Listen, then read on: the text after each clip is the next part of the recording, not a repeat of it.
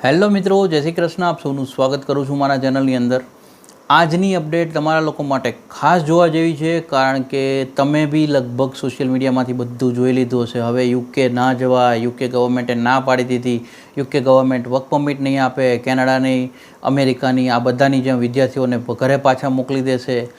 આવી બધી અફવાઓ તમે બી સાંભળી લીધી હશે. હવે આની રિયાલિટી આપણે સમજીએ, જે સરળ ભાષામાં, જે આપણે મેઇન ચેનલની અંદર કરીએ છીએ કે દરેક વસ્તુને એક પ્રોપર રીતે અને સરળ ભાષામાં આપણે સમજવાની કોશિશ કરીએ છીએ. એ જ રીતે જે ઇમિગ્રેશનના, યુકે ઇમિગ્રેશનનો જે અહેવાલ આવ્યો છે, જે આ માહિતી આવી રહી છે, આને આપણે સરળ ભાષામાં સમજીએ, જેથી કરીને તમને બી ખબર પડે કે હવેથી હજી યુકે બંધ નથી થયું. આ બધી અફવાઓ કઈ રીતે છે એ બી તમે જાણવા મળે, અને તમારે યુકે જવું જોઈએ કે નહીં જવું જોઈએ એના ઉપર બી તમે ક્લિયર થઈ શકો. એ પહેલાં જો ચેનલ પર નવા છો તો સબસ્ક્રાઈબ કરી દો, નોટિફિકેશન ઓન રાખો.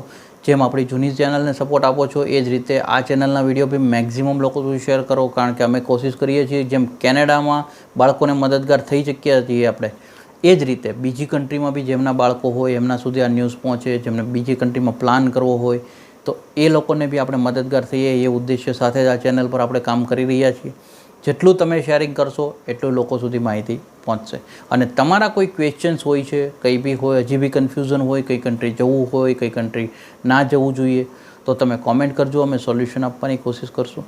બીજી એક ખાસ વસ્તુ, ઉપર એક નંબર રિફ્લેક્ટ કરી રહ્યો છું, જે અમારી ટીમનો કોન્ટેક્ટ નંબર છે.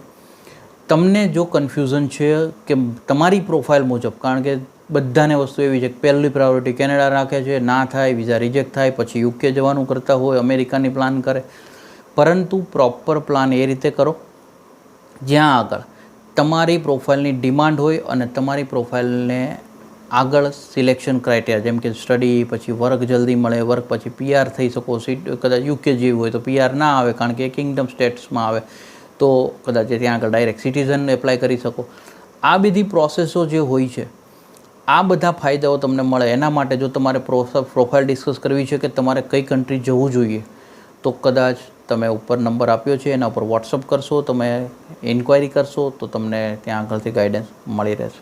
હવે આપણે મેઇન ટૉપિક પર આગળ જઈએ કે જ્યાં આગળ આપણે યુકે ઇમિગ્રેશને જે નવા બદલાવ કર્યા છે એની એક રહસ્ય શું છે, તો કે એક શ્વેતપત્ર કહેવાય આને, કે જે એમણે બહાર પાડ્યું છે, જેનું સાંસદની અંદર હજી ડિબેટ ચાલી રહી છે. આ કોઈ નિયમો કન્ફર્મ નથી થઈ ગયા.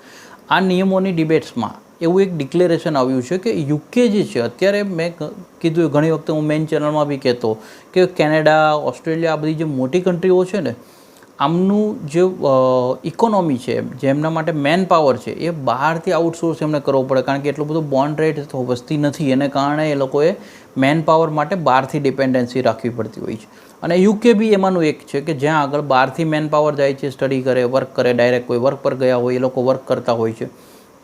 અને આ જ વસ્તુને કારણે એમણે બી જે બહારથી વર્કરો લાવવા પડે છે, આની ડિપેન્ડન્સી ઓછી કરવા માટેની એક રજૂઆત કરવામાં આવી છે સાંસદમાં, જે શ્વેતપત્ર તરીકે બહાર પાડવામાં આવ્યું છે. પરંતુ આનો મતલબ એવો નથી કે હજી આ પાસ જ થઈ જાય, કે જેની અંદર કદાચ યુકે વર્ક પરમિટ ના જ આપે અથવા યુકે એમના જ લોકોને આપે. સિમ્પલ લોજિક હું તમને કહું છું, એક એક્ઝામ્પલ કહું. આજે ભારતની અંદર બધી પ્રકારનું અલગ અલગ વર્ક કરી રહ્યા છે. કદાચ 50 વર્ષ, 10 વર્ષ, 20 વર્ષ, જ્યારે બી, હું તો કહું ચલો 5 વર્ષમાં થઈ જાય કે બધા અમીર થઈ જશે, તો સ્પેસિફિક કામ કરવા માટે કારીગરો તો જોશે ને. કારીગરો ક્યાંથી આવશે? આજે સિમ્પલ લોજિક છે કે અમુક કામ કુશળ કારીગરો, માનો કે એક એક્ઝામ્પલ છે, તમારા ઘરે તમે એક નવું ઘર લ્યો છો, ફર્નિચર કામ માટે તમે મિસ્ત્રી કામ માટે મિસ્ત્રી ભાઈને તમે ઇન્વાઇટ કર્યા, અથવા એમણે કામ ચાલુ કર્યું.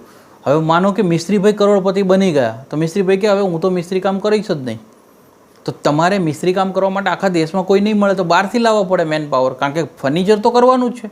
તો આ જ રીતે કોઈ બી એક વસ્તુ છે, માનો કે એક એક્ઝામ્પલ, એક બીજી એક સરળ ભાષામાં આપણે વાત કરીએ, બધા કરોડપતિ બની જાય માનો કે આપણા દેશમાં, તો પાણીપુરી કોણ વેચે? ન વેચે કે ભાઈ હું પાણીપુરી હવે શું કામ વેચું, હવે તો હું કરોડપતિ છું, હું બી તો ગાડી લઈને આટા મારું ને.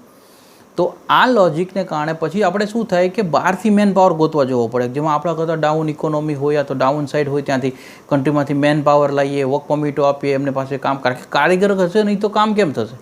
આ જ પ્રોબ્લેમ જે મોટી કન્ટ્રીઓ એ ફેસ કરી રહી હોય, જેમાં UK, America, Canada, Australia, New Zealand, આ બધી કન્ટ્રીઓ ફેસ કરતી હોય.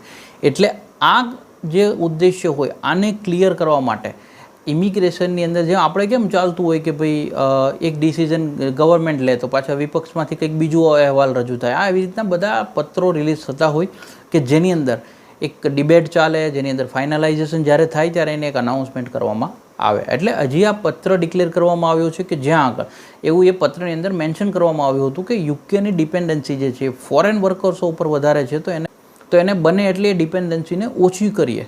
પરંતુ પ્રેક્ટિકલી આ ઘણું બધું ટફ હોય છે, એટલે તમારે એટલું બધું ભયભીત થવાની જરૂર નથી. કદાચ જો તમારી પ્રોફાઇલ મેનેજમેન્ટ રિગાર્ડિંગ હોય ને તમારે યુકે જવું હોય ને તમારે પ્લાન કરતા હો તો તમે જઈ શકો છો. અને આની અંદર જો જોઈએ તો જે કેરટેકિંગની વિઝાની બી વાત છે, આવો અહેવાલ બી એક રજૂ કરવામાં આવ્યો હતો કે જ્યાં આગળ આ રીતના વિઝા છે અત્યારે જેના છે તો 2028 સુધી કન્ટિન્યુ રાખે, પરંતુ ત્યારબાદ આના ઉપર ઓછું આપે અથવા તો નવા વિઝા રિલીઝ ના કરે ઇમિગ્રેશન. આ પ્રકારનો આખો આ અહેવાલ છે જેને શ્વેતપત્ર કહી શકો છો તમે. આ પત્ર રિલીઝ કરવામાં આવ્યો છે, હજી આના પર ડિબેટ થશે, ફાઇનલાઇઝ કંઈ બી થશે. અમે તો માહિતી પહોંચાડવાની કોશિશ કરશું જ. તે અહેવાલ તો બહુ ઘણો મોટો લાંબો છે અને આ અહેવાલ પરથી લીધેલી માહિતીને બને એટલી સરળ ભાષામાં તમારી સુધી પહોંચતી કરવાની કોશિશ કરી છે, જેથી કરીને સાચી માહિતી એકચ્યુઅલી સમજાય. બાકી સોશિયલ મીડિયા ઉપરથી તમે ઘણું બધું સાંભળો છો, ઘણા બધા ટોપિક, ઘણા બધા ટેકનિકલ અહેવાલો, પરંતુ કશું સમજાતું નથી, કારણ કે કોઈ સરળ વાત નથી કરી રહ્યું યા સીધી વાત નથી કરી રહ્યું. એટલે આ અમે એક નાની કોશિશ કરી રહ્યા છીએ, અમે કોઈ બહુ મોટું કામ નથી કરી રહ્યા, પરંતુ જો અમારી આ નાની કોશિશ સારી લાગતી હોય તો એક લાઇક કરી દેજો. Thank you so much. જય હિન્દ, જય ભારત.